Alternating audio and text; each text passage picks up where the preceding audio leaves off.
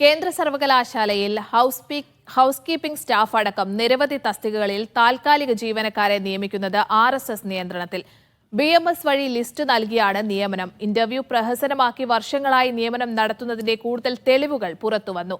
രജിസ്ട്രാറുടെയും BMS നേതാവിന്റെയും ശബ്ദ സന്ദേശം media വണ്ണിന് ലഭിച്ചു.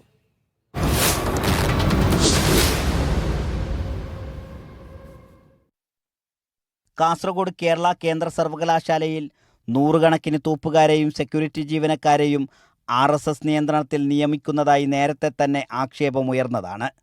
BMS വഴി ലിസ്റ്റ് നൽകിയാണ് നിയമനം. പേരിന് ഇൻ്റർവ്യൂ നടത്താറുണ്ടെങ്കിലും ഇത് പ്രഹസനമാക്കിയാണ് വർഷങ്ങളായി ഇവിടെ നിയമനം നടത്തുന്നത്. ഇത് വ്യക്തമാക്കുന്ന ശബ്ദ സന്ദേശമാണ് ഇപ്പോൾ പുറത്തു വന്നത്. ഹൗസ് കീപ്പിംഗ് വിഭാഗത്തിൽ പുതിയ ജീവനക്കാരെ നിയമിക്കുന്നതിന് ഈ മാസം 27-ന് ഇൻ്റർവ്യൂ നടത്തുന്നതായി കരാർ കമ്പനി വാർത്ത നൽകിയിരുന്നു. ഇതിനെതിരെ BMS നേതാവ് തിരുവനന്തപുരത്തെ റിക്രൂട്ട്മെന്റ് ഏജൻസിക്കാരെ വിളിച്ച് ഭീഷണിപ്പെടുത്തുന്ന ശബ്ദ സന്ദേശമാണ് പുറത്തു വന്നത്. ഇതൊരു ട്രേഡ് യൂണിയൻ നേതാവ് തന്നെയാണ്. ഞാനൊരു കാര്യം പറയാ, നിന്റെ നമ്പരൊന്നും നടക്കില്ല. അവരൊക്കെ ഒരു യൂണിയന്റെ കീഴിൽ 17 വർഷമായിട്ട് പണിയെടുത്തുകൊണ്ടിരിക്കുന്ന ആൾക്കാരാണ്.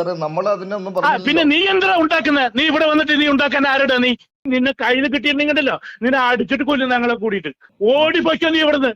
ഇന്റർവ്യൂ വിവരം പുറത്തു വന്നതോടെ BMS നേതാക്കൾ ഏജൻസിക്കെതിരെ തിരിഞ്ഞു.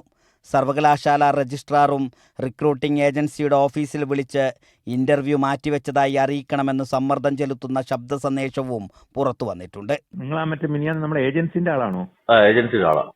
നിങ്ങളൊരു കാര്യം ചെയ്യണേ, മറ്റുള്ള കാര്യം ഞാൻ പറഞ്ഞ് ശരിയായിക്കോളാം. അത് ഉടനെ തന്നെ അത് ഇന്റർവ്യൂ വേറെ ദിവസത്തേക്ക് മാറ്റിവെച്ചെന്നോ എന്തെങ്കിലും പറഞ്ഞിട്ട് ഇത് അവർക്ക് കൊടുക്കണം ഇമ്മീഡിയറ്റ് ആയിട്ട്.